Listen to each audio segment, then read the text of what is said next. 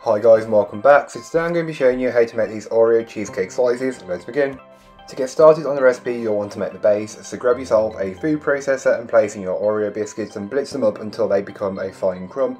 Should look similar to sand or soil, something along those lines. Doesn't need to be perfectly smooth, that's completely fine. Once you've got that, you can then add in your melted butter and blitz again until it's fully incorporated. It should look like kind of muddy soil or wet soil. Transfer the biscuit mixture into the base of a 9-inch square baking pan, which has been lined with some parchment paper, spreading and levelling it out as best as you possibly can. You will also want to compact this down as it will just help to keep it sturdy and secure. Once you've done that, you can then place it into your preheated oven and bake it up for 15 minutes or so.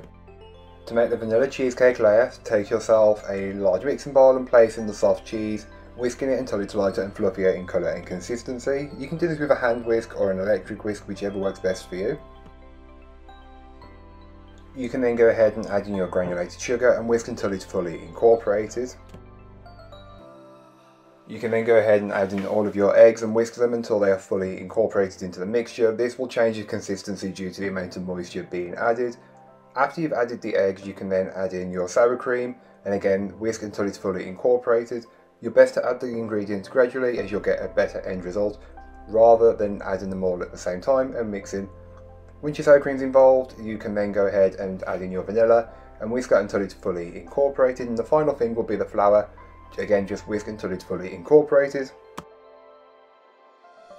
So now you have your Oreo biscuit base. You can go ahead and top that with the vanilla cheesecake mixture and just spread and level that out as best as you possibly can.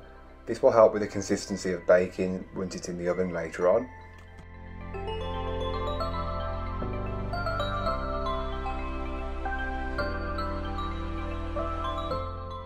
So on top of the cheesecake layer, you can go ahead and sprinkle over some roughly broken Oreos.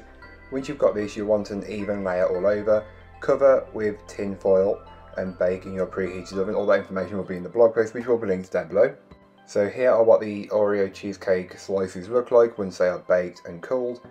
Cut them up into as many or as few portions as you'd like, it's really up to you. I went with 9 generous size portions, but feel free to cut them smaller if that's what you're looking to do. Just depends on how many people these are supposed to feed.